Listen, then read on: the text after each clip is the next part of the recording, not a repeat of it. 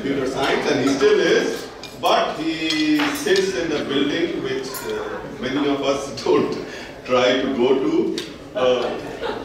But anyway, so Ram was and is computer science faculty member. He was the associate dean, he was the dean, now he's the associate provost. So he's representing the administration of our university. So I'll let Ram take it. Thank you again. Thank you for the Center for Indian Studies and Dr. for organizing this event. I have to say Dr. Jhaveri's had a long impact on this campus from the time he joined this campus in 1974, and we were Southern Massachusetts University, Southeastern Massachusetts University, way before I came here.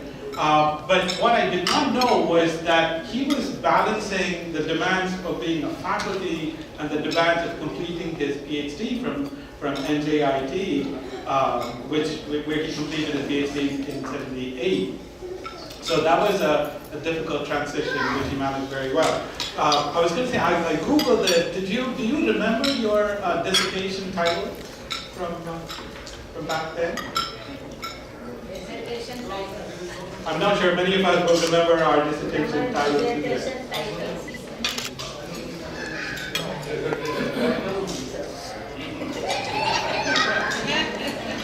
Anyway, I found that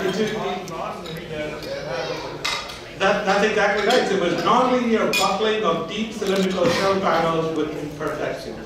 So that was very impressive. And he taught structural engineering courses for over 3 decades, very impactful in the department.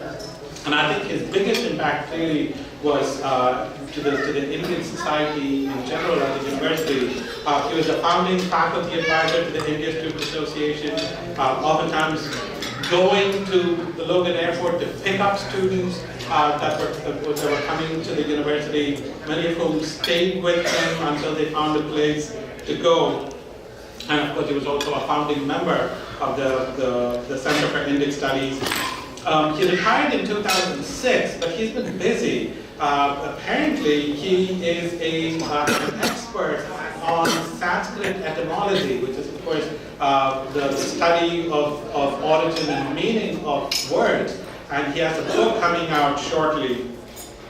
And I'm also told that his 2 daughters, Mona and Shruti, are here. Could you please stand? So I'm sure everyone knows.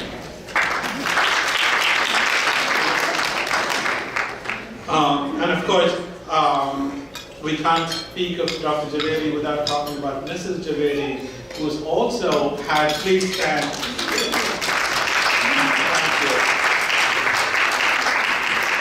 I think whose impact has been felt tremendously by the Indian society in general at the campus, with the involvement with the Diwali and the satsangs and so on. Again, it's a pleasure to be here to celebrate the accomplishments and career of Dr. Jhaveri. Thank you.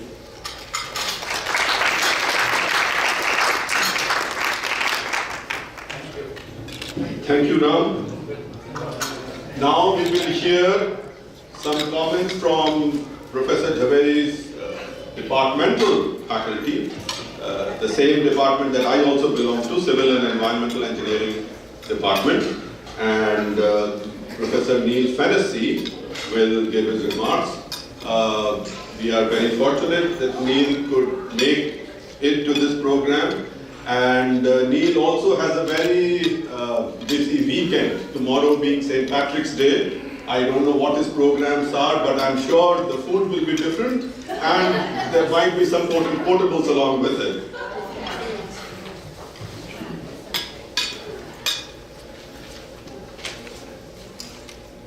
Well, good evening. I'd like to thank everyone for inviting me to this very special St. Patrick's celebration. It's been said that everyone is Irish on St. Patrick's Day, and I'm delighted to see such a diverse audience here tonight to honor St. Patrick. In honor of St. Patrick, I will now sing "When Irish Eyes Are Smiling." Would anyone care to come up here and join me?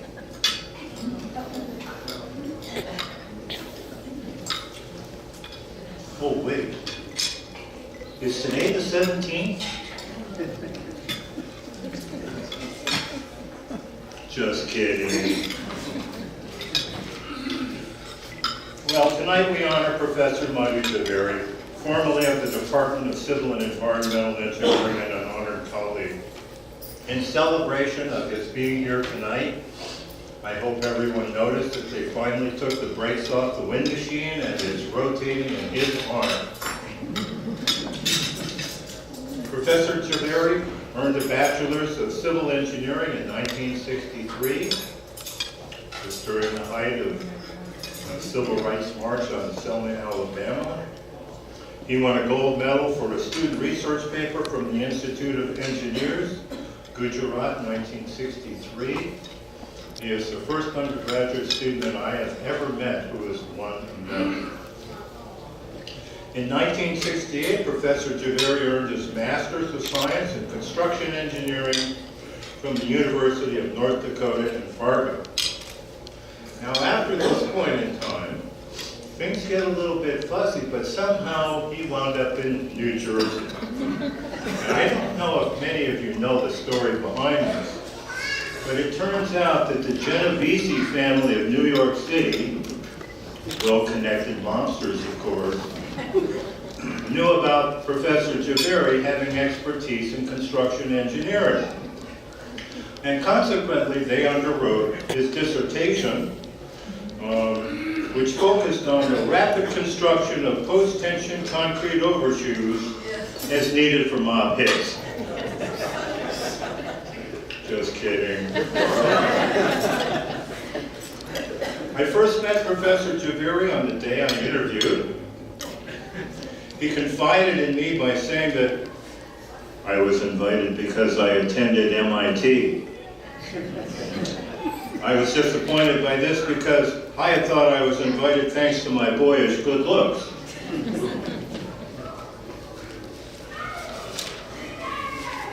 In fact, I only recently adopted Professor Jhaveri's lunch preference for soup, and I have made some progress in regaining those boyish good looks, I'm pleased to say.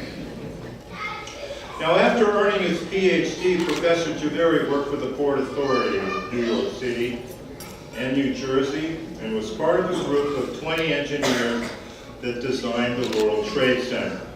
I don't know how many of you were aware of this, but I certainly was, and I was extremely proud to learn this. So in fact, on the morning of 9/11, I wasn't teaching that day, so I was at home. And around 9:15 in the morning or so, my father called me to tell me that a plane had just crashed into the World Trade Center. And I thought to myself, well, I'll pop on the TV and then I'll put a VHS tape into the machine and record this so Professor Jhaveri can share this with his students. And then, of course, about an hour later, the second plane struck. And I didn't stop recording for the next 3 days. So thanks to his care to detail, as well as that of his colleagues, many hundreds of people were able to escape with their lives. And to think, he brought those skills, his bright smile, and his wonderful caring ways to UMass Dartmouth. And that I was so privileged to be a colleague of his for so many years.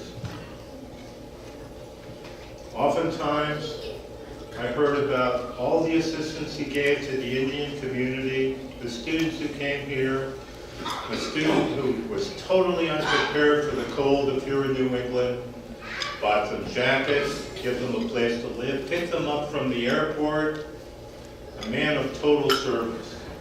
And I would see these fascinating posters about the Diwali session. And it wasn't until years later that my colleague Vijay explained to me what the Festival of Lights was all about.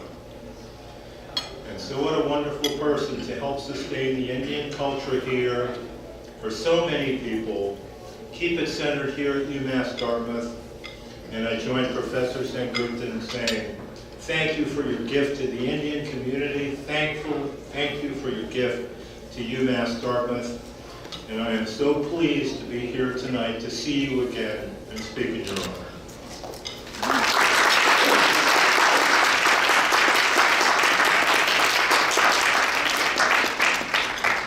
Thank you, Neil. And now we will hear some remarks from another colleague of Professor Jhaveri, Professor T.K. Roy, Tridipta for all of us. He was a faculty member in the mechanical engineering department and came to then SMU at about the same time as Professor Jhaveri did. And now the two families, the Jhaveris and Roys, are very, very close. So Tridipta knows Professor Jhaveri for a very long time. Tridipta?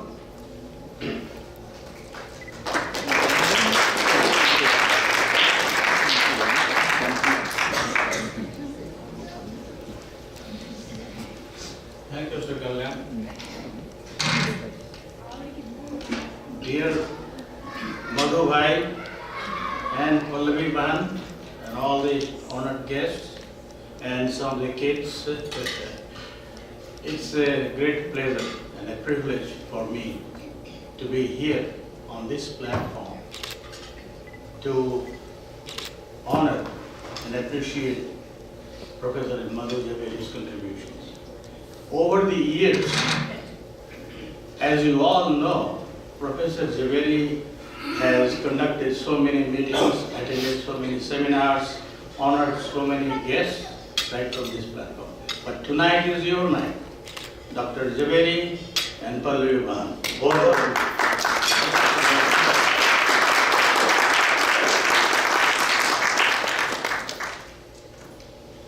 I came to this university, which is not the same university that we know as it is now, University of Massachusetts. It used to be called SMU, Southeastern Massachusetts University, a much smaller university, both in terms of size of the campus, the faculty, the number of buildings, students, and so on. But it was a much greener campus, less concrete, and it was much more cohesive campus. That means the people get to know each other much more than you see in today's environment, because you do not know anybody from your own department. It's become so big these days. So I came to engineering, mechanical engineering. He was in civil engineering about 3-4 years before me. At that time, my chairman, who actually recruited me, Professor Howard Tilton, he knew that I am looking for some Indian people who, just to get some maybe Indian food or some talk in Indian language or something. So he told me that there are only 3 Indian faculties in the campus. One was Jhaveri, Madhu Jhaveri. Okay, good. And Sat Khanna, and there was another one, I think Dr. Chandy in the Department of Mathematics, but I didn't have any contact with him in the beginning. Obviously, being a very small campus, as the classes started, we bumped into each other. So we became very good friends. And every Friday, it became almost like a routine. Professor Madhu Jhaveri would be with his handbag, drop by into my office in that building, and he would sit down next to me and we would chit chat. The one good advantage we had, both of us talk in Hindi very fluently, so that was an added advantage in our friendship also. And after a few minutes, he said, "Chaliye, chaliye." I said, "Where?" "Let's go and have some dinner." I said, "Where?" "To Lake in my house." So every Friday evening, almost it became like he would come to my office, would chit chat and then go to, and without telling Pallavi Ban, I think in that time, sorry for infringing, but whenever I went, it was always delicious, good cooked meal, and followed by a beautiful spicy masala tea. So that became a regular routine for me. And once you get the taste of good food, who wants to miss that thing? So for a long time we stayed that way. And I found during our socializing and all the things that Madhu Jhaveri has a very helping attitude that you must have, everybody must have. Very helping.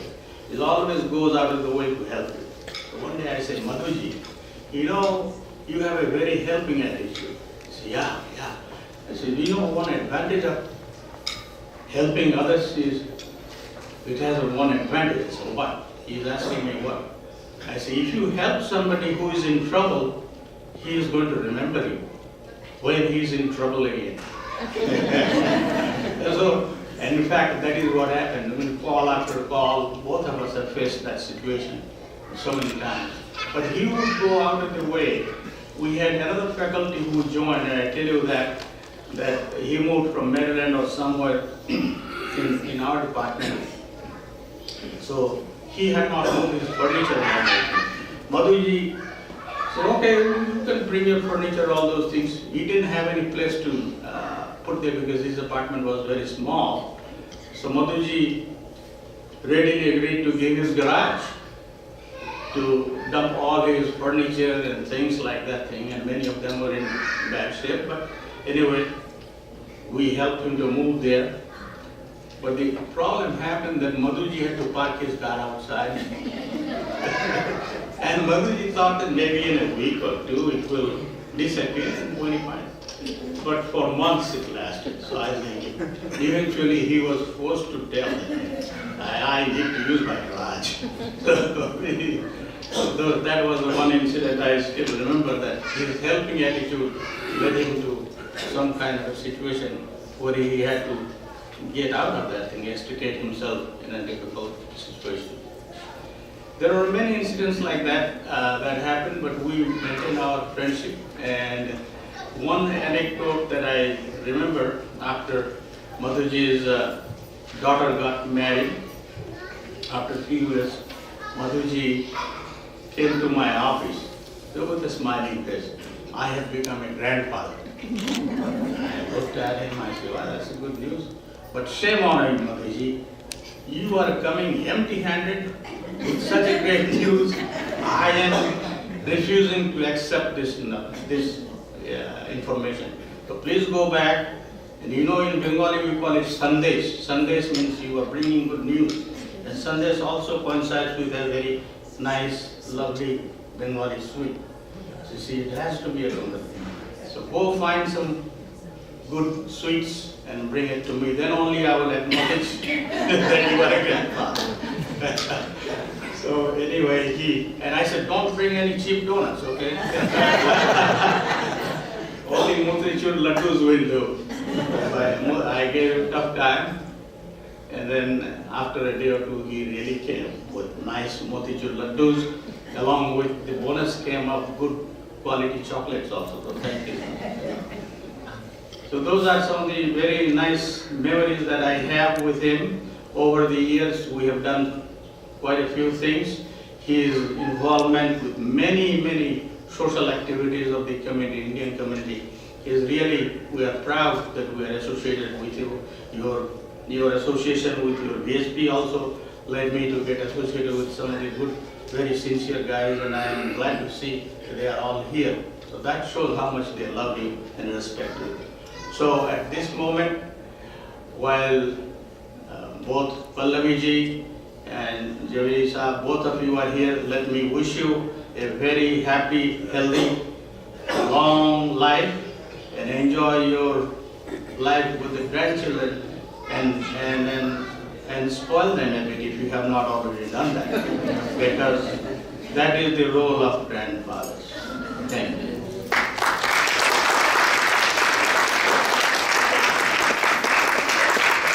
Thank you, Priyanka. As you heard from Ram and Neil, Professor Jhaveri's commitment to Indian students, as the faculty advisor to the Indian Students Association, that is unparalleled, I believe. So we will now hear from In a way, Professor Jhaveri's successor in that role, Professor Satya Paraitam, who was a professor in the Charlton College of Business, but he has maintained that unique gift that Madhu Bhai passed on to him. So I will request Satya also to introduce some of the kind of office bearers of India Students Association now, and talk about this particular part of Professor Jhaveri's commitment. Satya?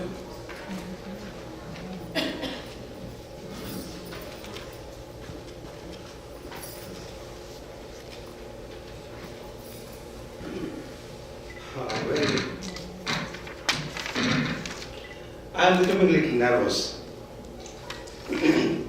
After a wonderful introduction and speeches by scholars, colleagues, seniors, professors about Professor Madhu Jhaveri, I have limited time to say 5 minutes, which is not enough, to talk about his true personality.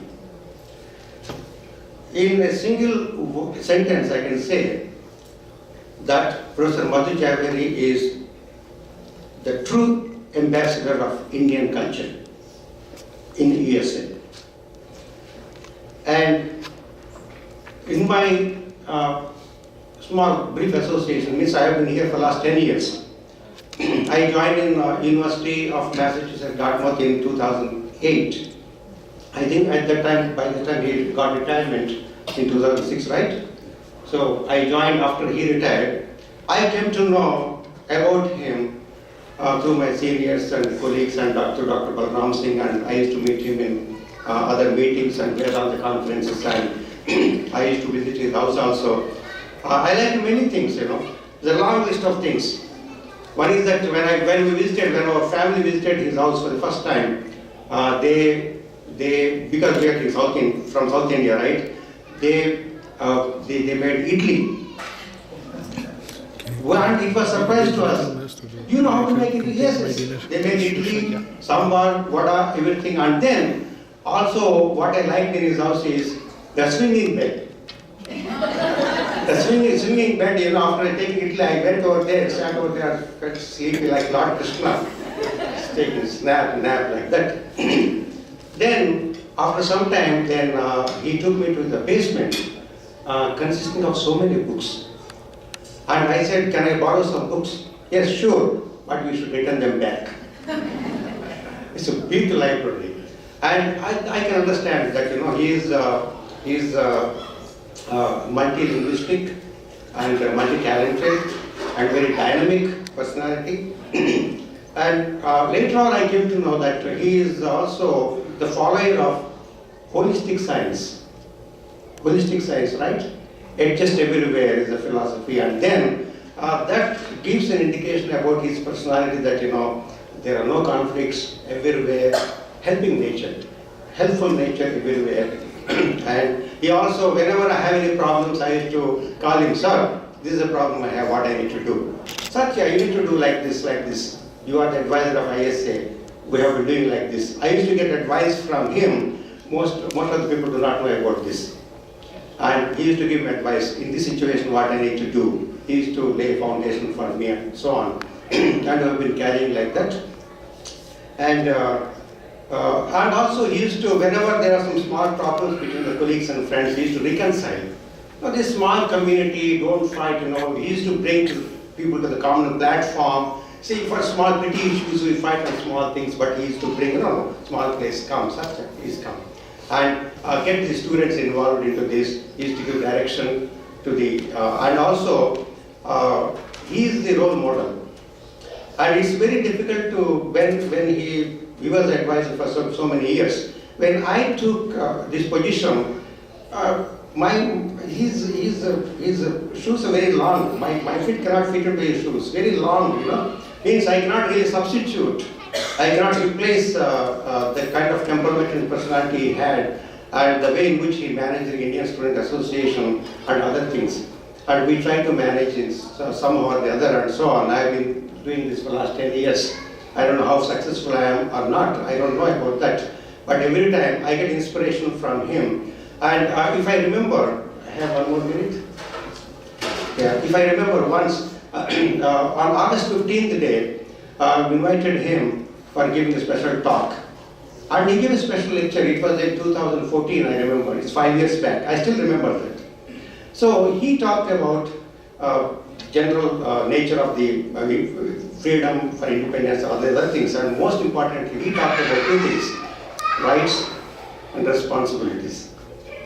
And he inculcated that, into the students. This is what we need, rights and responsibilities you have to follow. And big alphabets, small alphabets. Big A's and small A's. Remember that?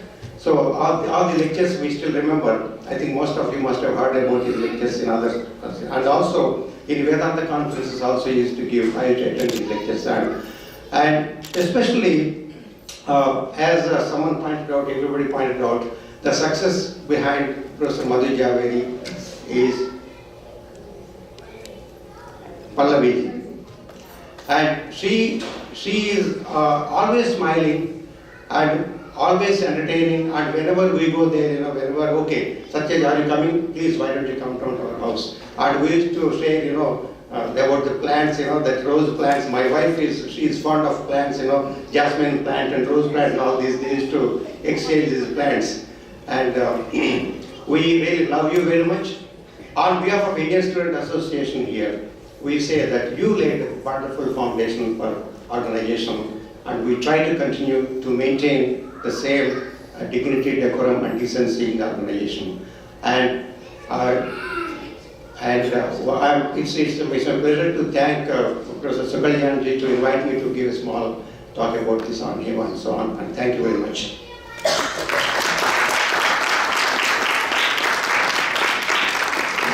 Thank you, Satya. And now we will hear from Madhu Bhai's friend who I guess in this audience has known him from the earliest. When Madhu Bhai came to this area in 1974, Ishwar Bhai Patel was already here, another engineer, but we know him more as a business person and a fabulous community resource. But as you can imagine, the two of them since 1974 have been very good friends, and I would request Ishwar Bhai to say a few words.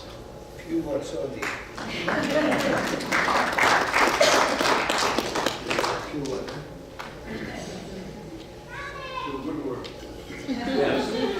I'll try to.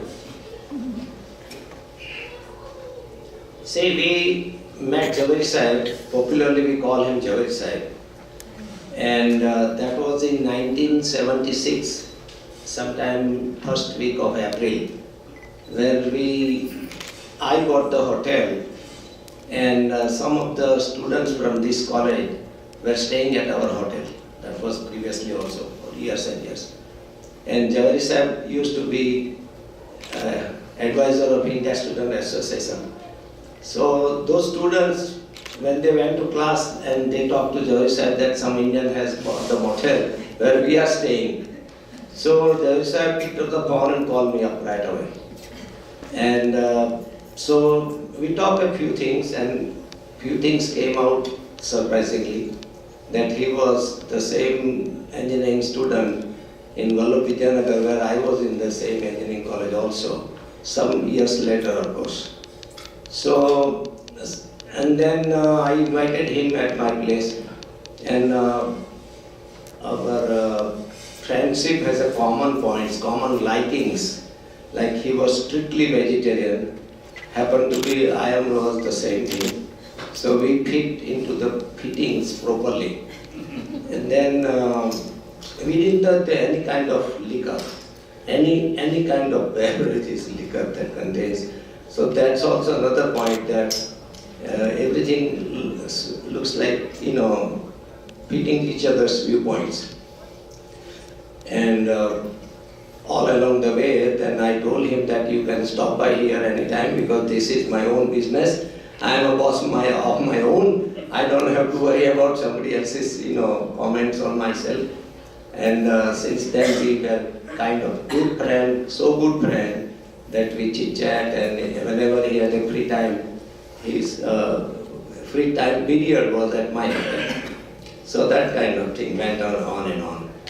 Anyway, I would wish to pray Almighty for Javed Sahib's good health for the rest of his life, and particularly he can see very well, he can hear very well, and he don't depend on anybody else, not including Pallavi. He must walk himself, and that is what I am looking for. Thank you, Jarsha.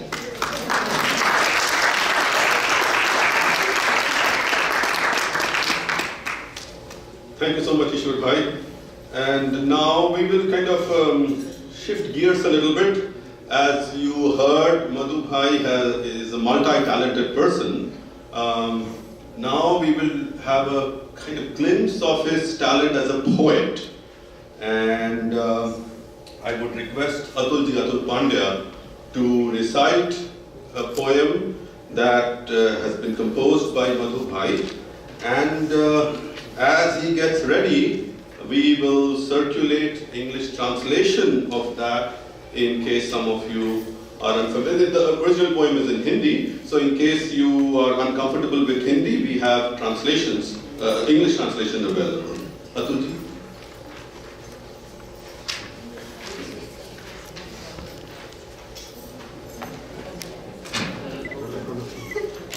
I don't know why I'm here, but Okay, it's also in the booklet if you want. Page number 14 of the booklet.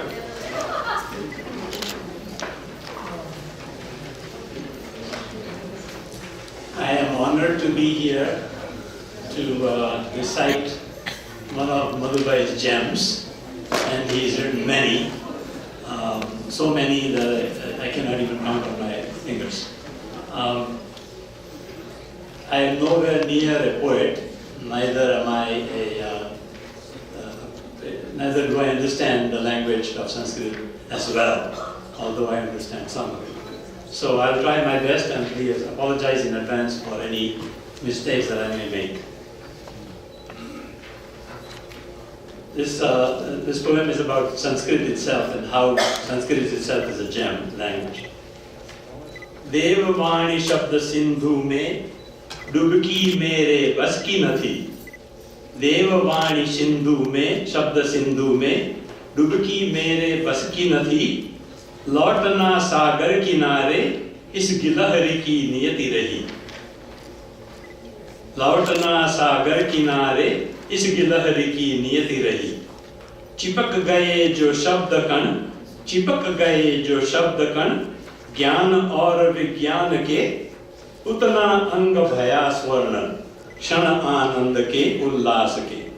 उतना अंग भया स्वर्ण क्षण आनंद के उल्लास के.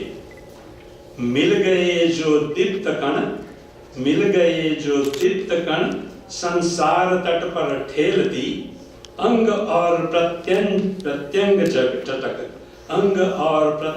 चटक अज्ञानी की ही वैखरी. रत्नाकर सागर किनारे ये चमकीले कंकड़ मिले. रत्नाकर सागर किनारे ये चमकीले कंकड़ मिले. शब्द रत्नों की यह थाली अर्पण मेरे भारत तुझे. शब्द रत्नों की यह थाली अर्पण मेरे भारत तुझे. शब्द रत्नों के अधिकारी हो कुबेर विश्व अग्रणी. शब्द रत्नों के अधिकारी हो कुबेर विश्व अग्रणी. क्यों बने हो भिखारी वरदा तुम्हें जब वेदवाणी. भंडार अनुपम शब्द का गुलाम क्यों बाहर ढूंढता. नाभि में ले कस्तूरी क्यों संसार हिरना छानता. नाभि में ले कस्तूरी क्यों संसार हिरना छानता. खाली थी मेरी टोकरी, खाली थी मेरी टोकरी, आज आनंद से भरी। खाली थी मेरी टोकरी, आज आनंद से भरी, कृतकृत्य मेरी जीवनी, आनंद छलकती चाकरी। देववाणी शब्द सिंधु में डुबकी मेरे बस की न थी, लौटना सागर किनारे, इस गिलहरी की नियति रही। So translation I think you all have. At this moment, I would like to take just a minute, and my wife has just published a book about Indian Americans in Massachusetts, and I would like to present this copy to Madhu as an appreciation.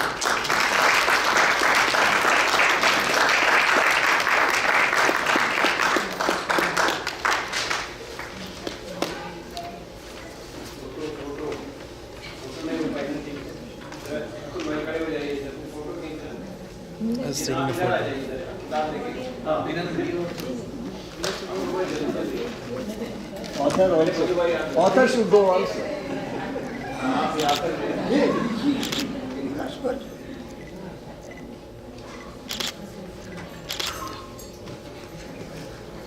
Thank you, Adurji.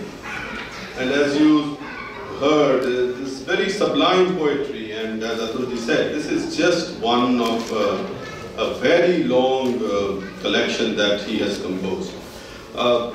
Now, we have heard from administration, colleagues, friends, but now I think it's high time we hear from Madhu Bhai's family.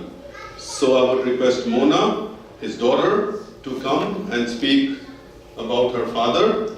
And as I was just telling her, it's our misfortune. We have, the last time I saw Mona was during her wedding, which was many, many years ago. So it's a great pleasure to have her back. Mona.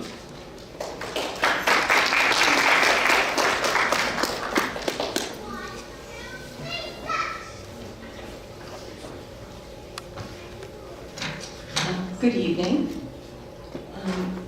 I'm going to be keeping my comments very short this evening. I think you've heard from so many other people about my father, all of his accomplishments academically, the Indian community, the books he's written, so many things, the poetry that he's written, so many interests that he has.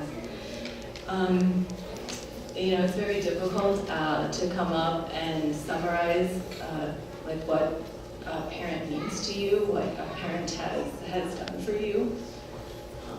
He has just sacrificed in so many ways to help me and my sister. So much advice that he's given over the years, so much counsel, especially now that I'm a parent as well. So I'm just so grateful, so thankful for all of that wisdom that he's been able to pass on. And I guess I would just kind of summarize with, I'm just so proud of him. I'm just so glad he's being recognized here today by the whole community. I'm so happy that we could all come and share this visit today. I wasn't sure if my family would be able to come because of some illness this week, but we recovered in time and we were able to make it. And I would just end by saying I'm just so proud of my father, and I love him very much.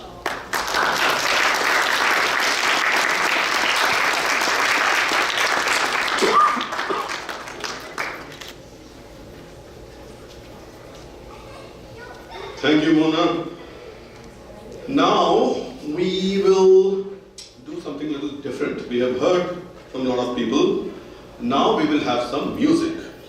And UMass Dartmouth being a very talented place, we have amongst us a very talented musician, one whom you have heard from, Satya Parayatham. Satya also is very good at playing the harmonica. So he will entertain you with two songs which are very well known. I'm sure all of you here, at least those who have some gray hair like me, you will immediately recognize.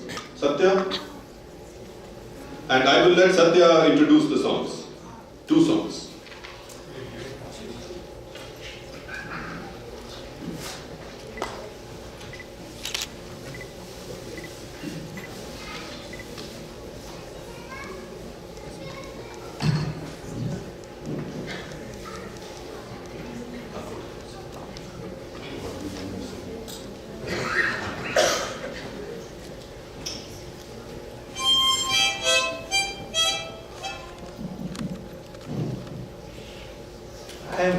visualizing myself, taking Professor Madhu Jhaveri 40, 50 years back as a hero in the movie Jewel Thief. Devanand saw the Dil Na Hota Bechara.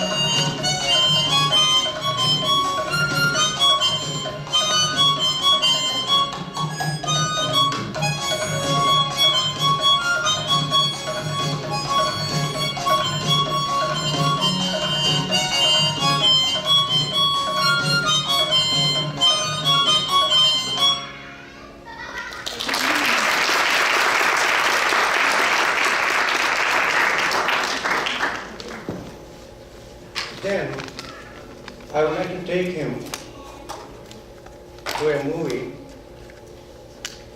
I will visualize him in the role of Rajesh Khanna.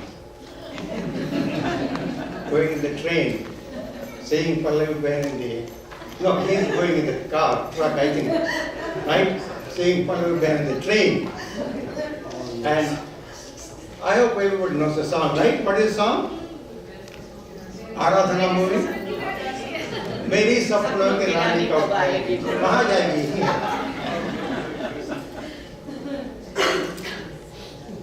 Different harmony. Yes, yes.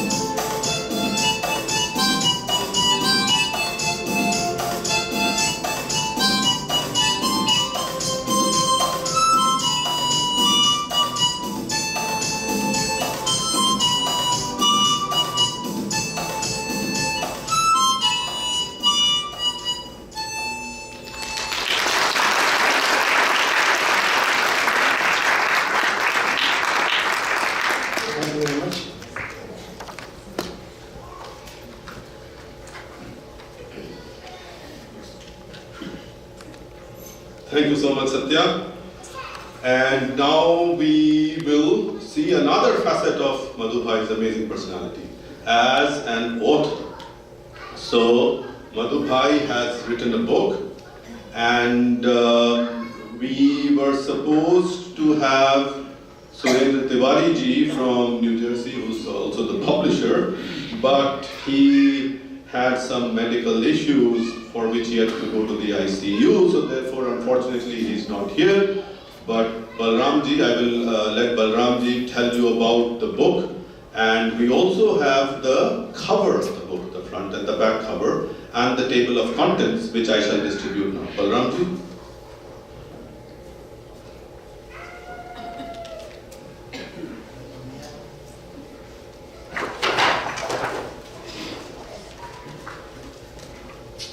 Well, it's kind of scary to be a replacement of somebody who is in ICU, but it's really my pleasure. I've known Madhu Bhai since I came to this campus, as many people are saying, because he is one of the very early faculty members on this campus.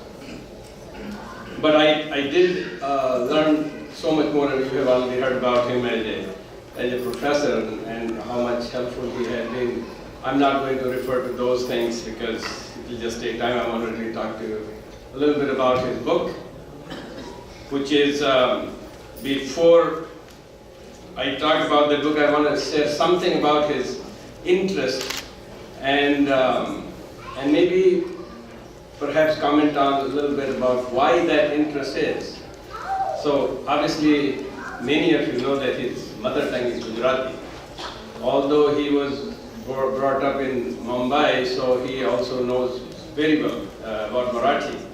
And actually, I remember he telling me that Shivaji's guru, Ramdas, had a book in Marathi that has 1,000 definitions of fools. And the first definition of fool is somebody who follows, who copies somebody, is the first definition of fool. And he tells in this, in the gist of how Indians have not followed their language. You know, how they have forgotten their own language and follow many other languages, of course English because of colonization, but many other things also. And so he has been always telling him the strength. I mean, somebody who did not know this much. I come from a Hindi-speaking part of India, but did not know this much, that he once told me, especially my daughter was in spelling bee those days, so we knew how many words are in English dictionary. There was about 500,000 words in English dictionary. And Madhu Bhai told me from all the dhatus are known, all the upsarg and pratyaya known, and he did as an engineer, all the calculations said, without adding any new word, which in Sanskrit is possible, there are 3.2 million words in Sanskrit. Compare that to about 500,000 words in English. So just a human being who's in Sanskrit, and again I think I'm taking advantage of Madhu Bhai has written some of these things in the book. When I think the book was supposed to be here today, but for some reason it's not there, but it should be in few weeks. The word he was saying that for human being in Sanskrit is Vyakti.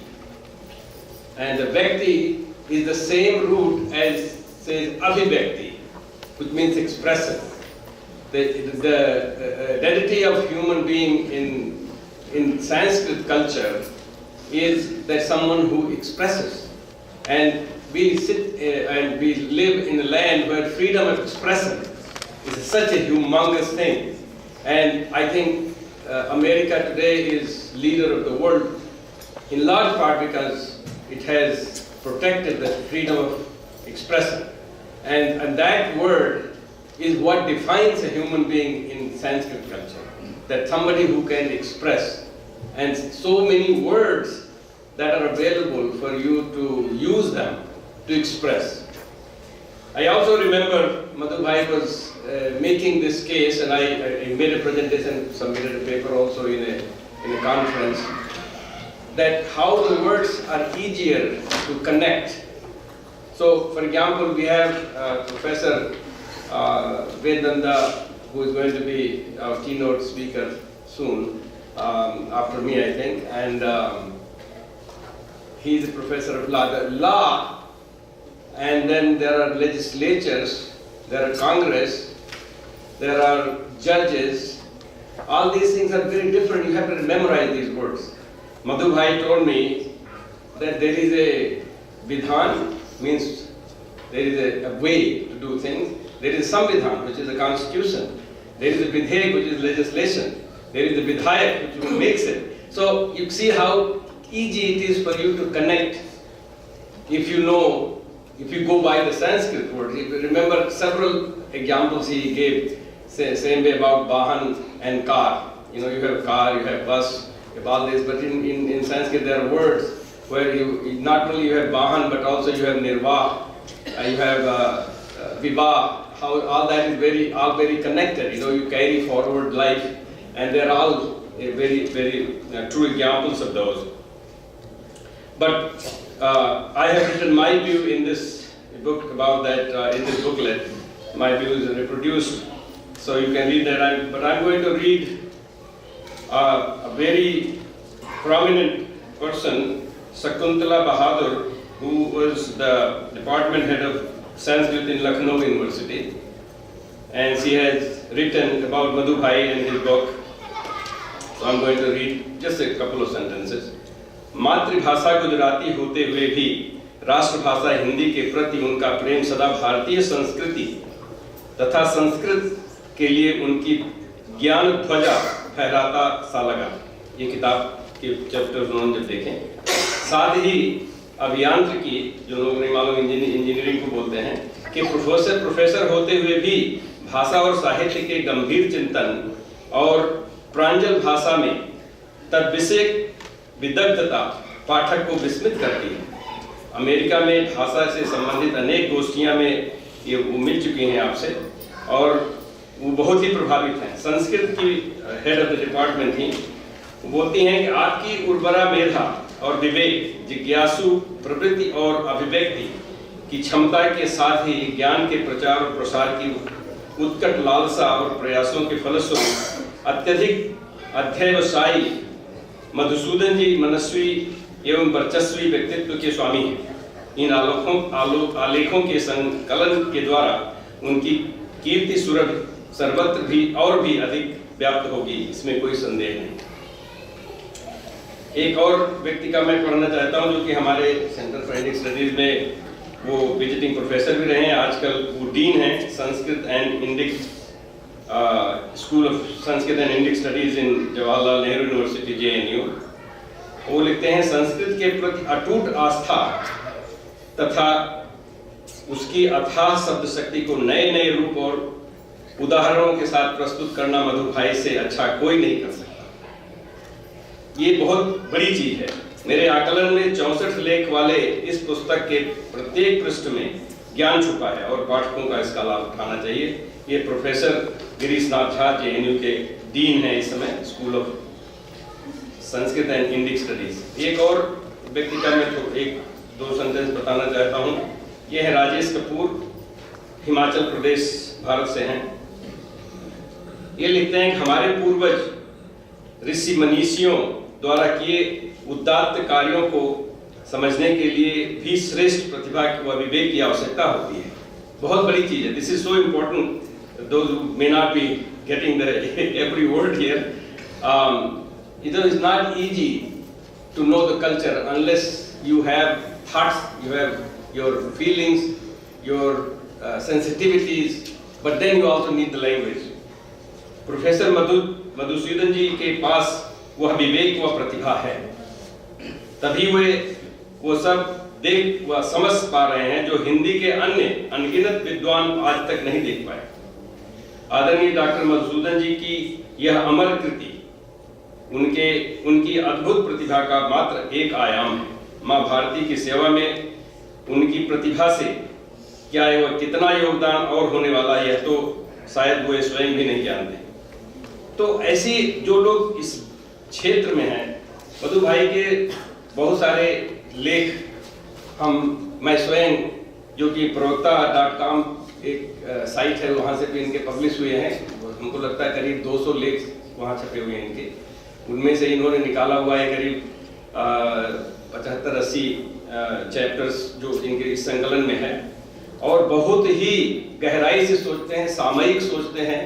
When things are in the society, something comes up, Madhu Bhai has an idea, and he has used, in my opinion, he has very deep feelings philosophically and very clearly, and it has been since his childhood. He has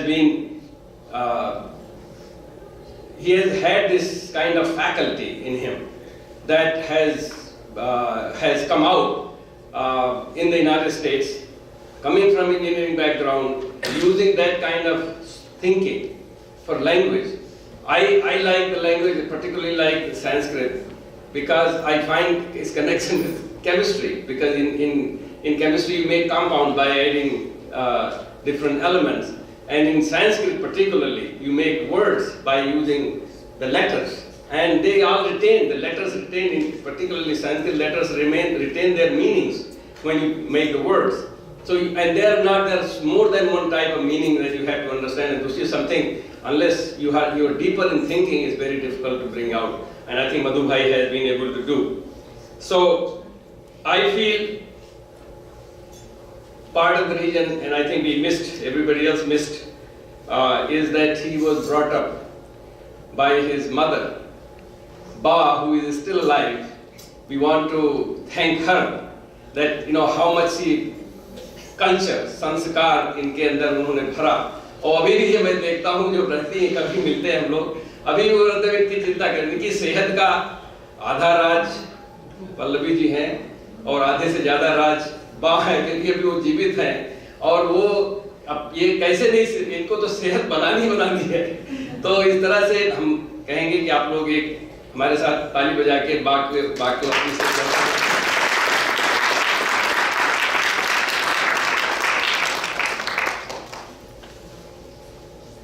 I want to say that actually Center for Indic Studies is here in this university only because of him. Because when I came, I have learned so much from Madhu Bhai, and sometimes I have so much differences with him. But he loves at the end anyway. He just recently, 2 weeks ago, he said, he has told me 3 times in the last 15 years, Singh Saab, आपको slow down होना चाहिए। अभी 2 हफ्ते पहले भी इन्होंने मुझसे बोला कि I think you should slow down. So because we have, but he always cares. But we had, in 1997 when India's Independence Day was being celebrated throughout the world, and on this campus, I came here in 1990, but I was still young rookie in that sense of knowing the community and other things.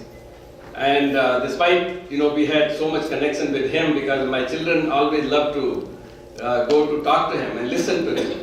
And Rekha also always wanted to go and listen to Madhu Bhai. So, despite all that, I know that he had this meeting we had here, wonderful gathering, but the India's independence, 50th Independence Day celebration was in his lab. We went to sit in his lab. There were some sweets, and I think exactly at 2 or sometime like 2 p.m. there was apparently made that so that it matches with the midnight in India. And then Madhu Bhai took out his flag, and then we hoisted the flag behind. It was Dian building, on the side of the Dian building where his lab was, and of course we did national anthem and other things. I said, why India is such a big country? Why don't we celebrate like very big? And ये बोले सिंह साहब आपको मालूम नहीं है, इतना आसान नहीं होता है सारी चीजें। I was very fortunate when we discussed. That's one of the bad things I have. It's like once I try to do something, I like to push it harder. And talked to my second daughter, who was I think maybe 10-year-old at that time, but she was very gung ho about it that if we can make arrangement hall, then they will put together young children around here in the community, and they will put up a good show. And they did. Actually, we had about 200 people the following Saturday. But between that time and that following Saturday, we had so much difficulty finding a room. And if we found a hall, it has to be booked by a student organization. Because as a chemistry professor, I couldn't say that I want to do this for Indian program. So it took so much, and Madhu Bhai was the advisor. Many times actually he was more a student than a student, because he will be doing more of running around, trying to find a student rather than a student trying to find him. It took so much trouble that after the program happened, I remember Professor T.K. Roy, who was here talking about in his office, we sat down, I said we should sit down and discuss this. And Professor Jhaveri was there, Kalyanji was there, I think there were a couple other people. And I said we should form our own organization as a faculty. This is shameful that we cannot, it takes so much time to book the room we are booking, but the students are not available. And they all said, well, we cannot have faculty organization because we have faculty federation or we have faculty senate. We cannot have an organization of faculty. I think somebody mockingly said that, the only thing you can do is maybe have a center, academic center. And I said, well, then we should try that. And everybody laughed. They really had a good laugh because they thought this guy is coming here and thinking that it's easy to set up an academic center. But that was a challenge, that laugh. I said, well, unless we try, we never know. And I wouldn't go into further details. Maybe someday some of this will come out later as to how it happened. And so that is really the basis of Center for Indic Studies we have. And so we really thank you, Professor Jhaveri, keeping the torch of India's culture on this campus before the center and then helping the center until today. So we are so grateful to you and so grateful for your book that you have been able to produce, and I'm sure the society and young people and scholars will be getting so much benefit out of that. Thank you so much.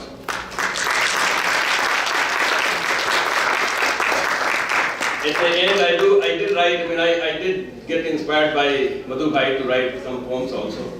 So I wrote one today for him.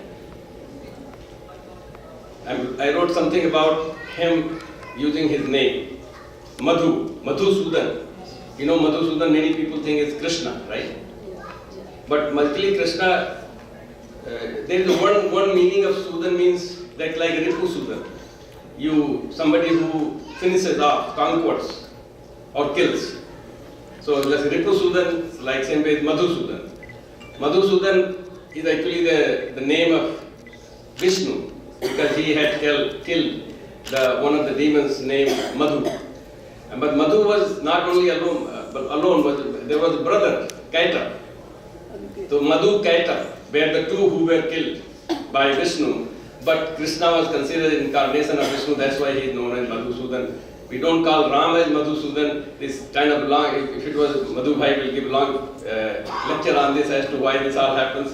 But I'm going to read this, my creation this morning, by telling some meanings first. Kaitav has two meanings. One is, it means the bee. Madhu means the honey and honey bee. So they go together. The other Kaitav also means a virgin. Madhu means something you like, and Kaitav means something you don't like. So there is a like, dislike, and then one you work for the other. So it's very interesting that the honeybee does not eat honey, but it makes it. It's very busy actually, making honey, but does not eat it. It is only nectar, and that nectar is given to the queen bee, which eats nectar, the really essential of the nectar, and that's why it grows big. And all the larvae eat the honey, but not the honey bee does not eat the honey. So with that background, I want to say Madhu ka Kaitav. Madhu ka Kaitav, Kaitav, that is Madhu Kaitav. Madhu se Kaitav. That means the honey bee for the honey, and also the one which is attachment is Madhu, and Kaitav is a virgin. Madhu ka Kaitav, Madhu se Kaitav, Madhu lit prakhar, Madhu tript sikhar, Ripusudan से रिपुसूदन सर्व विदित महिमा, Ripusudan everybody knows. Madhusudan महिमा न्यारी. I gave you a little bit of background. Ripusudan सर्व विदित महिमा, मधुसूदन महिमा न्यारी है. ये मधुसूदन झावेरी है. झावेरी का मतलब होता है jeweler, but it's actually more than just jeweler. It's somebody who knows the difference, has the idea what is right, what is wrong. That kind of thing. ये मधुसूदन झावेरी है, मधुसूदन का झावेरी. ये मधुसूदन झावेरी है, मधुसूदन का झावेरी है. ना गंगा ना कावेरी है. ये मधुसूदन झावेरी है. ये मधुसूदन झावेरी है. धन्यवाद.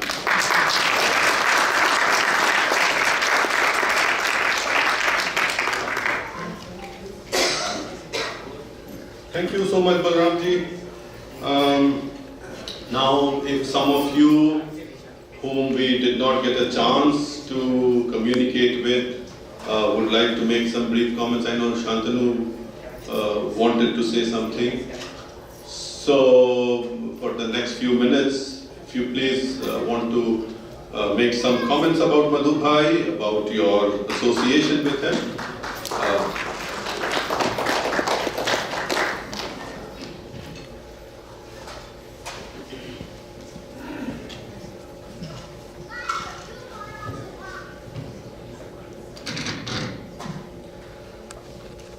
सबसे पहले तो मैं आभार व्यक्त करूंगा सेन गुप्ता जी का, बलराम सिंह जी का, जिन्होंने मुझे इस मंच पे आमंत्रित करके मेरा मान बढ़ाया, और उन सभी श्रोतागणों का जिन्होंने तालियों से मेरा स्वागत किया।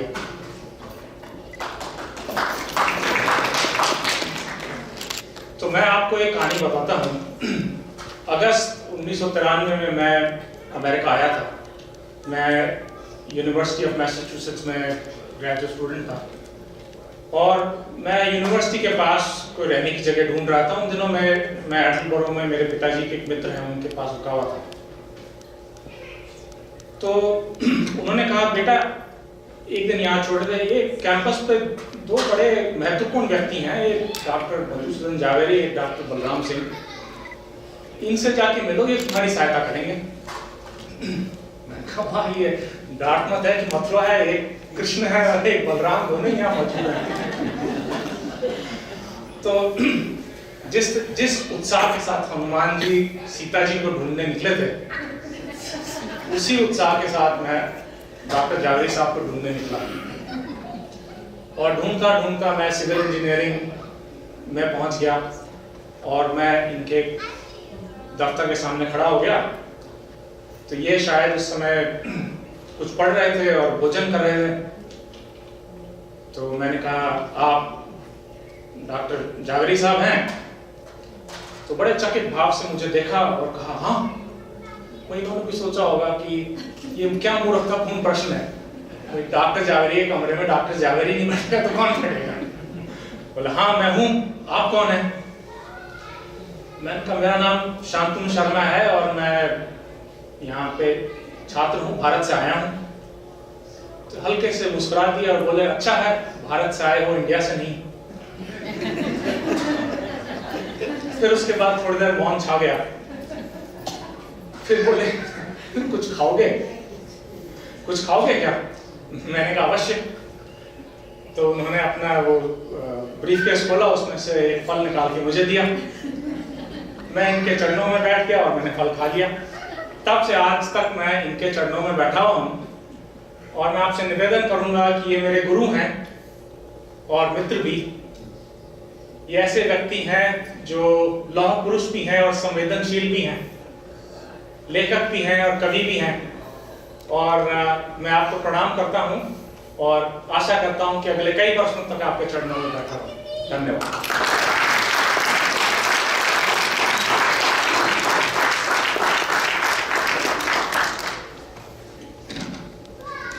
Now we will do a ritual that is very common in the Indian culture when we honor somebody. So I would request Madhu Bhai and Balram ji to come to near the podium, please.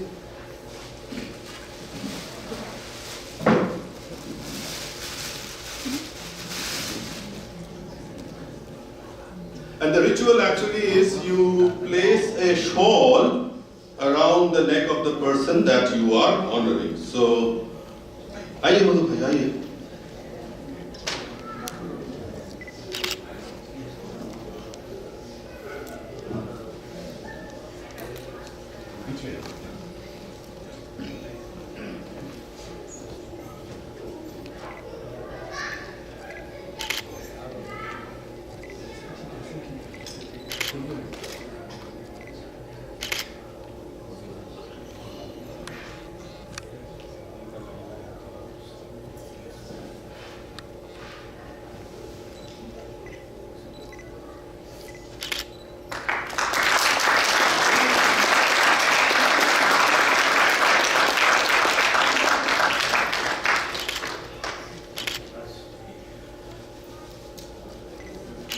And now, as Balram ji said, we are so fortunate to have Ved Nanda ji as our keynote speaker for today's event. I would request Balram ji to introduce Ved Nanda ji.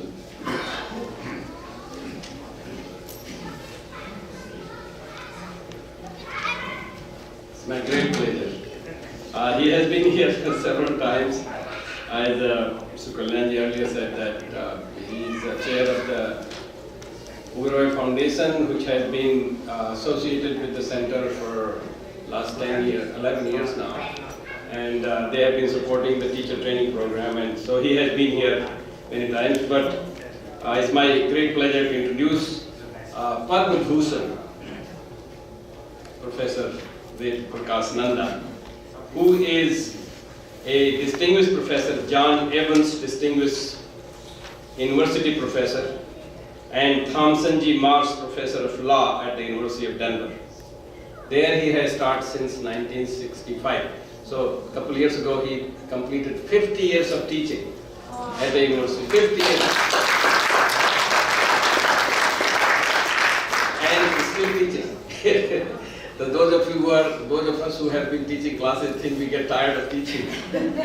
Just imagine. And he just traveled yesterday. He came back from India, all the way from India, with 52 hours of running around because Denver was having some storm.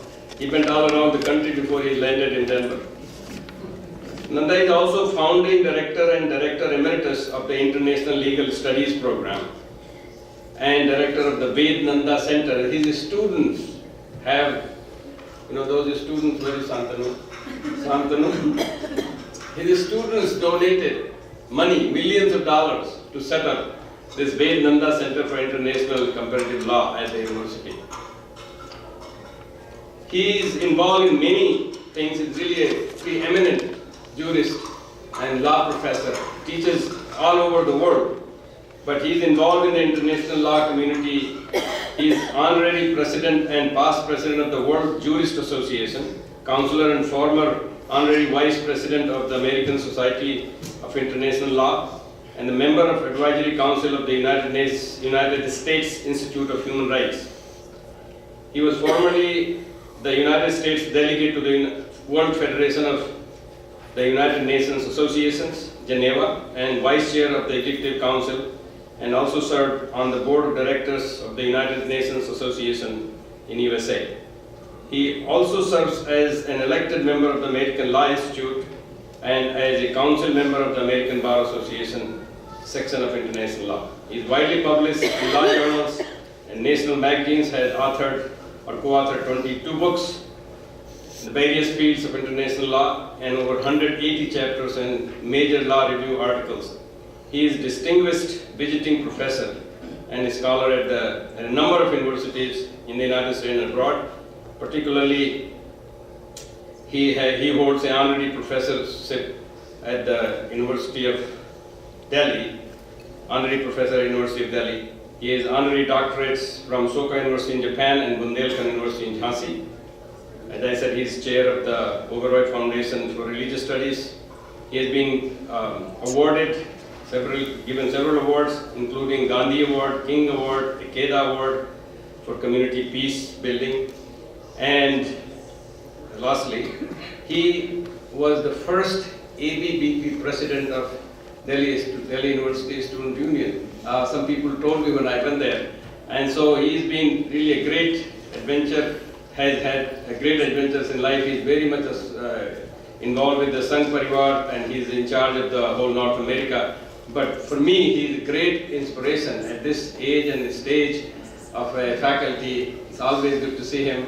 And so I present to you Professor Ved Prakash Nanda.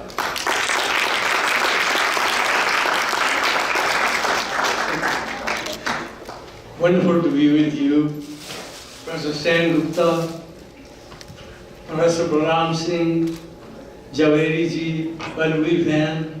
Wonderful to be with you. I was 10 years old when I started teaching, so teaching law.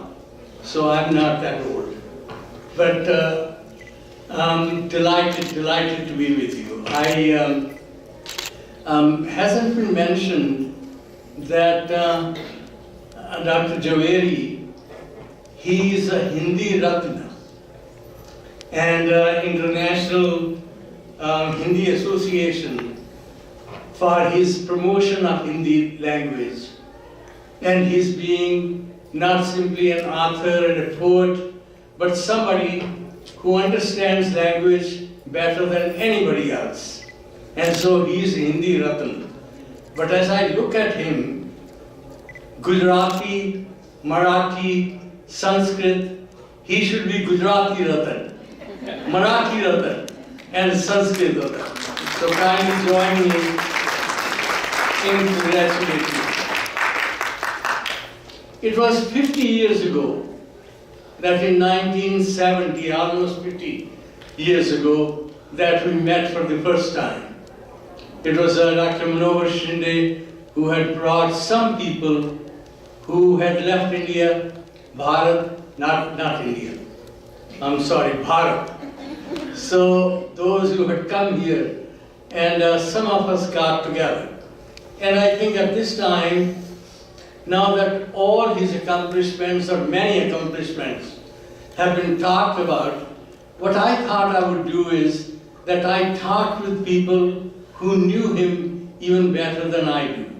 So I talked with Dr. Balram Singh, Dr. Balwan Singh Patel, Dr. Vinod Ambasta, Dr. Manohar Shinde, Dr. Suresh Jain, Shri Jyotish Parikh, Shri Kanchan Banerjee, and these are the people that not all of you know, but these are the people who knew Jhaveri ji. And I want to share with you a common theme that almost all of them said. And this common theme is about his modesty, about his spiritual heights, about his service above self, about his tremendous conviction, commitment, dedication to Bharatiya culture and Bharatiya civilization. Couple of them especially said that he is an original thinker. One thing that appealed to me a whole lot, that his is a jovial presence, not very strict and not very serious all the time, but that his presence brings happiness, and that is really important. Then there are many who said that his passion about language is something very, very special. And languages, many of them in which he is presently one person who not only understands them, appreciates them, but who has mastery over many languages. And Sanskrit is one that any time that he talks about that Kalp Vriksh and talks about Sanskrit being the one that permits him to be able to write in many other languages. And he has felt very strongly that, as Dr. Balram Singh said, that Sanskrit language is so rich and Sanskrit language is so varied that there are people who ought to understand that technical matters also can be very clearly indicated in Sanskrit language. And he has said that because of Sanskrit, he is helped in writing other languages as well. He loves to explore ideas, exchange ideas with people, and he shares his wisdom, his thoughts very generously. There are people who have told me that he is always, and then today it came out after, he's always very, very helpful. Let me briefly take you back about his journey. I think one of his colleagues mentioned to you that he did his MS, then he had worked for the Port Authority of New York City, and I had a couple of people who told me that when he was working for the Port Authority, then many times, many of his friends who were with him and they wanted to use subway, he would buy tickets for everyone. Because he was there, so he would take all of them on the subway. He also, along with others, mentioned earlier, worked on the design of World Trade Center, also worked on the design of Newark International Airport, and several high-rise buildings that you probably see. I was talking with Balamji, 28 years together, and he said he's always an inspiration. But there is one thing especially about him, and it has come up many times, that Bharatiya culture, Bharatiya civilization, that always takes the priority in his own life. And Baramji today also mentioned that Indian Student Association, that there were times when he is the one who had to do everything. And he would take care of students, not that students took care of him. And he is the one who helped everybody and took care of people. And then 2001, this Center of Indic Studies, as Balamji mentioned, that he had his own yogdan in trying to create this center. He also felt very strongly about languages, that you can learn better in your own language instead of simply doing that in English. I was told that one of our friends was sick, Mahesh Mehtaji, and Madhuji went to see him, and in order to make him feel good, Madhuji again had a poem for him and recited the poem for sick friend, and that again helped him because as I think about Madhu Jhaveri ji, I remember the first time that we met. I think it was the first time that I heard a poem, and then I several times have asked him to recite poems, and he did, and actually they are mesmerizing. Balramji has mentioned about pravakta.com, and I wanted to go and check it out. And he has almost 200 articles in it. And I was absolutely stunned. They are not only of one or the other subjects or titles, but they focus on culture, they focus on language, they focus on family. And I just recently saw the article that he did on International Women's Day. And that article, I read it because I teach human rights and teach women's rights and have worked in that area. But after reading his article, I felt that the depth and richness that Jhaveri ji brought just at that small article was really astounding to me. So I want to thank you for taking that kind of step. And he has not written simply on culture, but on issues that are day-to-day of special importance to us. He wrote on Jammu and Kashmir, he wrote on terrorism, he wrote on Swami Dayanand Saraswati ji. And actually, if you look back at his life, a life so well lived, a life where self and ego, they give way to service. They give way to helping people. They give way in order to impart his own thoughts and wisdom to other people. And I saw his message that resonated with me. And somebody had asked him, what message would you like to give? And he said that the message that comes to his mind, and he likes that, is that of a Karma Yogi. And he said the message is that follow Karma Yoga. And I want to say to all of you that here is a man who has embodied that Karma Yoga. Swami Vivekananda and Swami Vivekananda's teachings and Swami Vivekananda's work and that Karma Yoga that he talks about, wanted others to follow. He has lived his life. Let us all today honor Jhaveri ji as a Karma Yogi who is following the footsteps of Swami Vivekananda.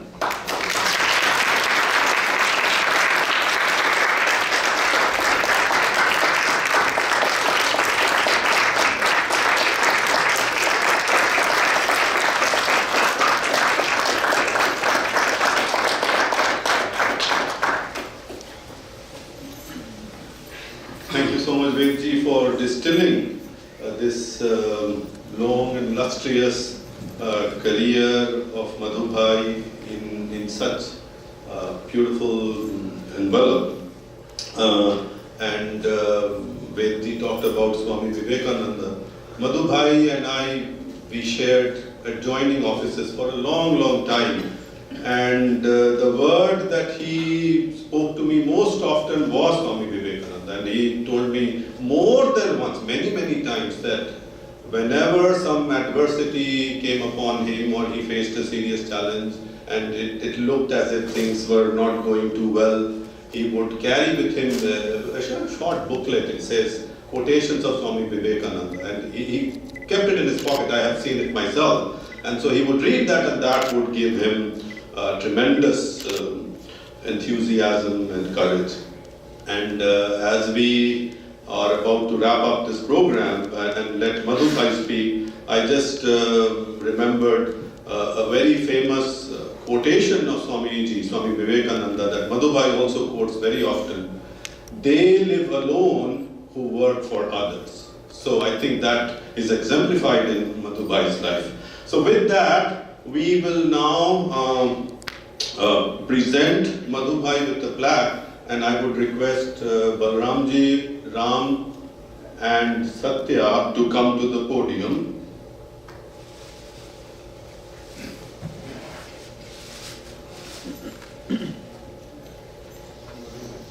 And Madhu Bhai, of course.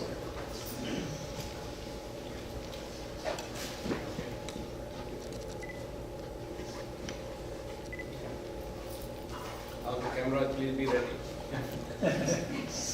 So the plaque reads, presented to Professor Madhusudan H. Jhaveri to express our deep appreciation for outstanding leadership and service during the past 4.5 decades toward welfare of Indian students on campus, in recognition of his enormous contribution to the understanding of Indian languages through his book Shabda Bharati, thus spreading the mission and goals of the Center for Indic Studies, and selfless service to the Indian American community of New England and indeed the entire nation. March 16th, Center for Indic Studies.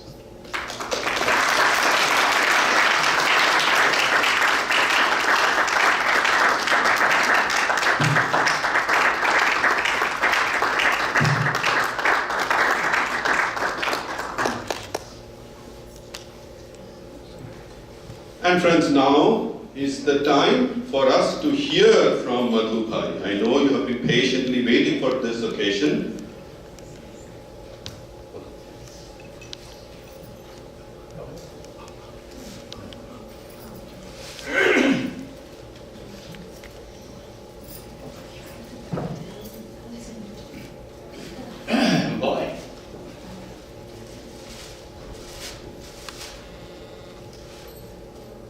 I didn't know that I had all those qualities. But I'm truly glad, truly glad that Vedanandaji could grace this occasion. Whatever I have learned from the people like you, Maheshji, Shindeji, and all the workers with which we started. But I would like to outline the method by which we can involve the people. The three different organizations we have. One is our Dr. Sen Gupta's Center for Indic Studies. The other one is Satya's India Student Association, and the institute which Professor Balram Singh has established. Three organizations work together. By working together, we benefit more.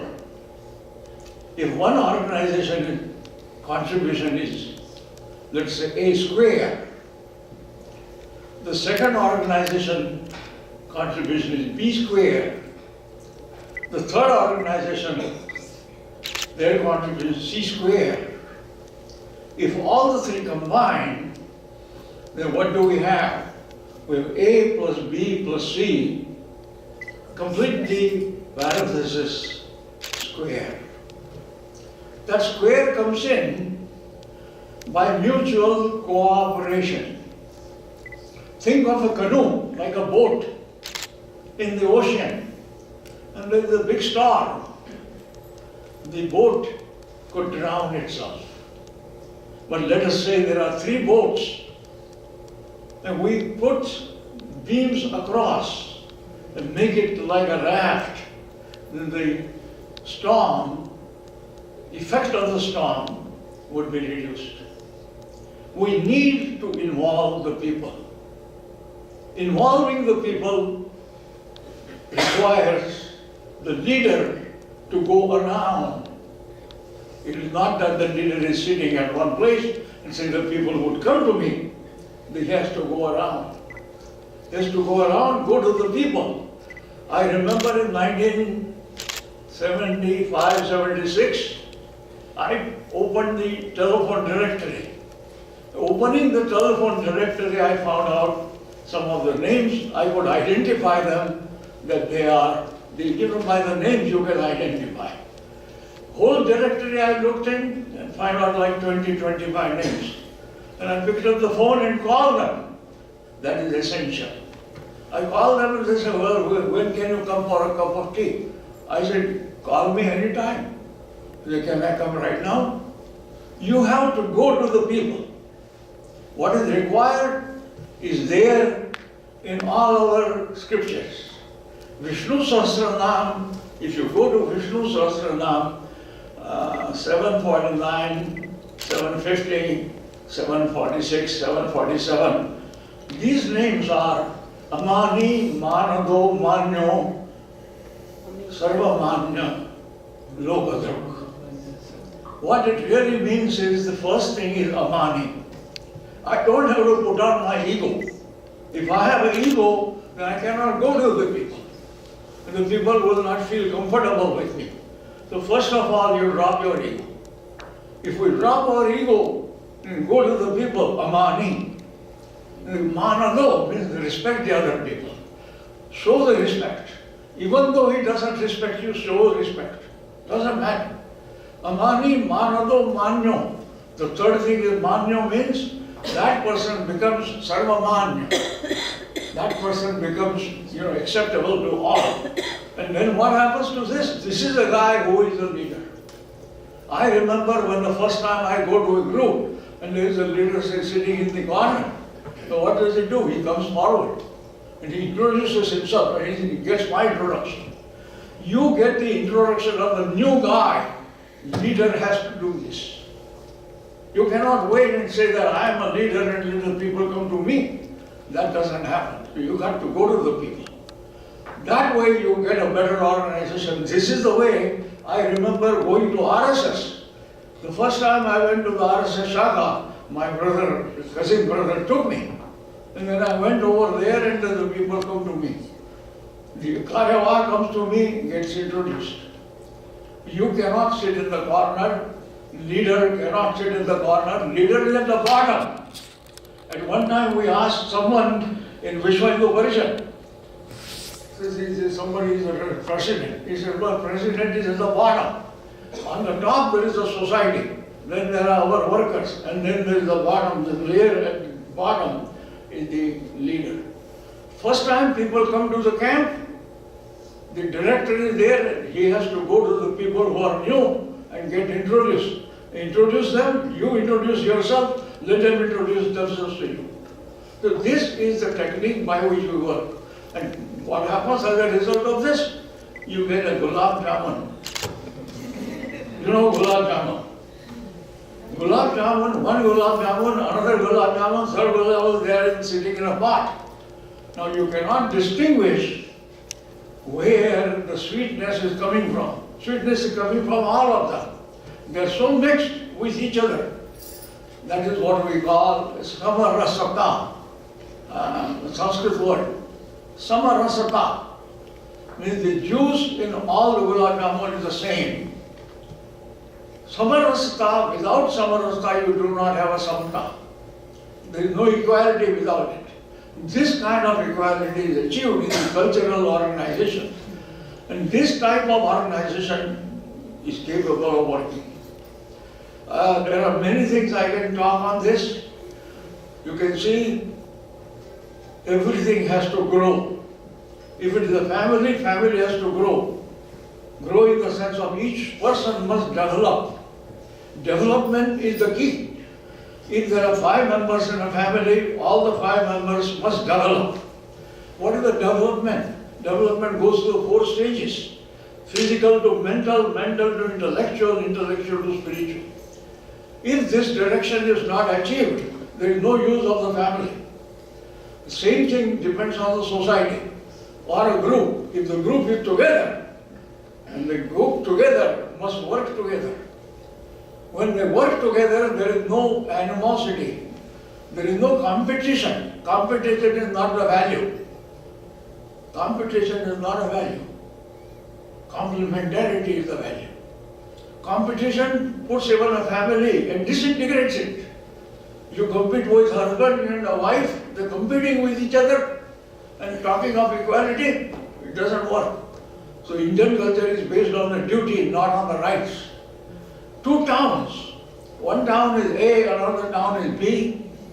And in the town A, the small A, B, C, D, etc., those people live.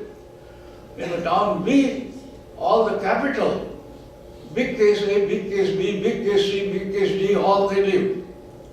These live by the rights, and these small case letters, they live by the duties. If all the rights are looking for, that now my rights must be satisfied. Now the question is, who is going to satisfy your rights? Unless you go to the other town, but you are not allowed to go to the other town.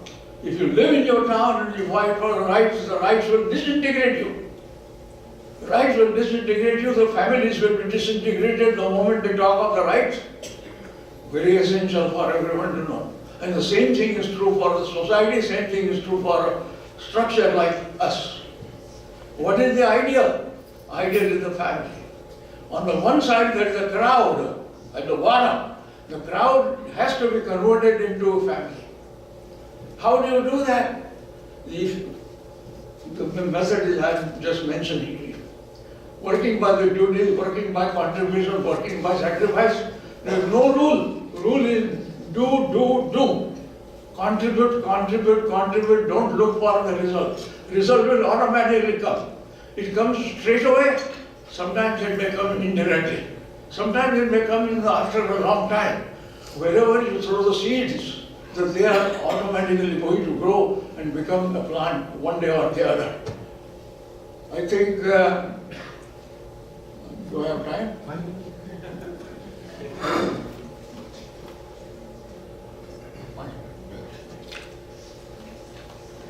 So the continuation like this is essential and contributing in terms of duty. When you do the duty, I remember our parents, they never talk with the tongue. They never mentioned that I do this for you, I do this for you, I do this for you. They did it. And we looked at their action, and action told us what to do. I remember my father telling my mother that never talk of the moneyed people as if they are gods, or as if they are, somebody. That is the value. Never talk of money only, never respect the money. Don't respect the money. It's essential that that has to be there. But if you keep on doing that, you're ruining the life of your children. The minute they copy that, they automatically go into competition. And the competition is not always good. Competition could be outside. Within the family, no competition. Really speaking, it should not be there even outside. What should be the value? I think the value should be the excellence. I work for the excellence. My own excellence is my own motto. My own excellence is my thinking, that is what I want. If I work for excellence, for perfection, try to be perfect and achieve, arrive and derive the satisfaction through the work. I think I can continue, but staying within the time, I would like to end it over here. I really thank all of you. I also thank Ishwar Bhai Patel. I also thank and remember Arun Agarwal. I remember, many times our Madam Ji has contributed. So many people have given it books for Sanskrit, and because of which, and the cultural background which I have, because of which I could do something, and I really feel blessed among you. Thank you.